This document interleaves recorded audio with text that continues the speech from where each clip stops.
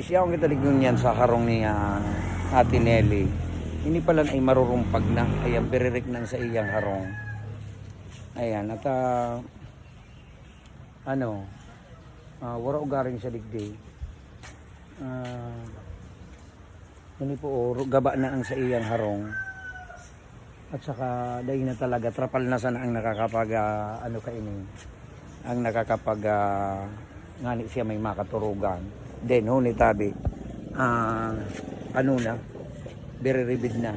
Tapos ang sa iyang bubong, trapal na lang talaga ang, Ayan, sa muli, ibinablog ko po ito para mahingian ng tulong. Wala nga lang tao. Ayan, napapaluwa na daw si Ate Nelly at dito ayan, tinuro lang ito sa akin ng isa sa, ayan yung kapitbahay nila. Ito. Yung kapitbahay nila, tinuro dito sa akin na ito pala ay grabe na.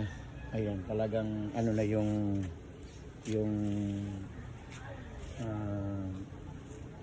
poste, madilig na. Tapos ito, yung kanyang at ang tinutulugan niya na lang talaga is trapal. Trapal na lang talaga. Ayan, para siya makatulog sa loob. At ito yung kanyang bahay. Yan. Ito matanda na rin si Ate Nelly. Nasa edad na mga 70 ata. Ayan. Ito yung kanyang loob. Ayan, makasilip na ako. Ayan, silipin na natin. Ito, dito siya natutulog. At ito, trapal na lang at tinutuluan pa nga pala. Ayun yung kanyang loob. At ito yung kanyang Ayan, hinihingian sa akin ito ng kapitbahay niya na mapaayos sana. Ayan, sige at sabi ko nga, para itong yun nandoon sa Legazpi. Ito naman ay may nag-donate ng may magdo-donate ng anahaw. At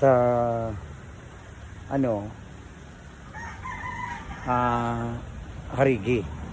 Ayan, sabi ko nga, harigi, yung haligi nito, may magdo-donate na.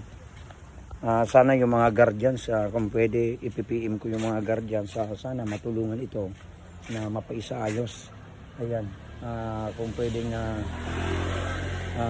maano yung nito, yung mapatayuan ng bago, kahit maliit lang. Ayan, at ihingi natin sa mga kabro natin sa Guardians ng Tabaco itong bahay ni nanay at talagang wala na, durog na, para itong nasa Legazpi. Pero ito po, ito siguro mauna ito kasi may nag-donate dito ng anahaw.